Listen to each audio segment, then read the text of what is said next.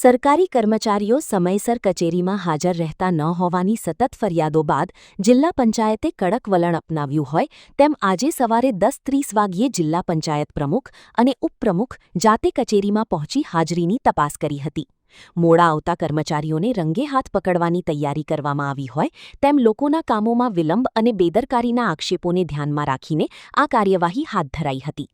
જો કોઈ કર્મચારી સમયસર હાજર નહીં હોય તો તેની સામે કાર્યવાહી થઈ શકે છે.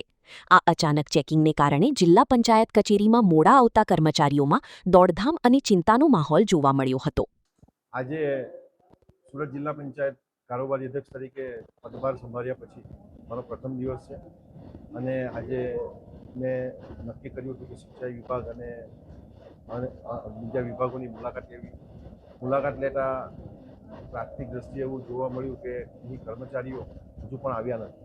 તો જે પ્રમાણે સમયસર કર્મચારીઓ આવવું જોઈએ એ નથી આવી શક્યા. તો એમને પણ અમે આવનારા દિવસોમાં એને કડકમાં કડક સૂચના આપીને પ્રજાના કામો માટે એની જે નિયમિતતા અને જવાબદારી સુપેરે નિભાવે એના માટેની કડક સૂચના આપીશું અને જરૂરી અમલ પણ કરીશું. લાઇટ પંખા ચાલુ છે, વેટ થઈ રહ્યા છે.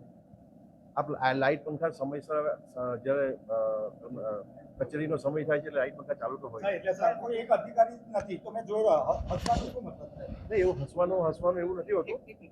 આપ જોઈ રહ્યા છો જે પ્રમાણે કર્મચારીઓ નથી આવી રહ્યા, કર્મચારીઓને આપણે ચોક્કસ એમને ટકોર કરીશું. સાહેબ, બીજી વાત એ છે કે અત્યારે એક પણ કર્મચારી એક જ